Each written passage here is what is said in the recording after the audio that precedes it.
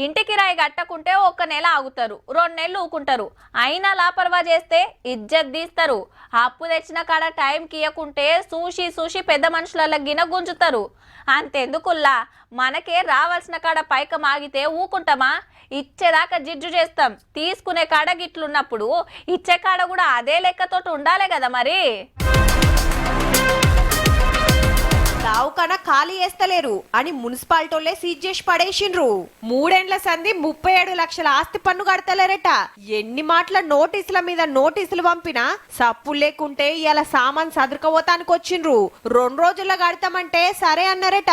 హైదరాబాద్ కాచిగూడల ప్రతిమ దావుకనుల కథ గిట్లుంది.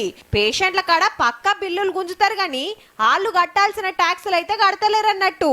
ఇటు చూడుర్రి, వరంగల్ల సుత ఆస్తి పన్ను కట్టని దుకాణాలకు తాళం పెట్టు, ఇంట్లోకి జొర్రి గ్యాస్ సిలిండర్లు ఎత్తుకపోడు, నల్ల కరెంటు కనెక్షన్లు కట్టింగ్ చేసుడు నడుస్తాంది.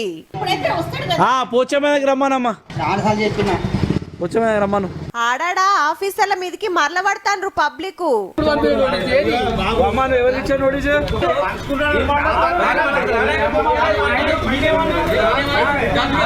వరంగల్ల 117 కోట్ల ట్యాక్స్ వచ్చేది ఉంటే ఉత్త 50 కోట్ల వసూలైనందుకు గింత స్ట్రిక్ట్ గా చేస్తుర్రట.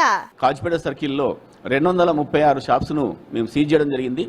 ఇందులో 205 సీజ్ చేసిన తర్వాతనే వాళ్ళు డబ్బులు చెల్లించిల్లు. ట్యాక్స్ కట్టకుంటే ఇంకేదన్నా ఉపాయం చేయాలి గాని గిట్ల సిలిండర్లు ఎత్తుకపోడు, కరెంటు కట్ చేసుడైంది సార్లు. ఎట్లుండాలి, ఎట్ల వంటక తినాలి? మీరిగిన ఎందుకు లాపరవ చేస్తుండ్రులా? ఎప్పుడైనా కట్టేదేనాయే, అందరికందరే ఉన్నారు పో.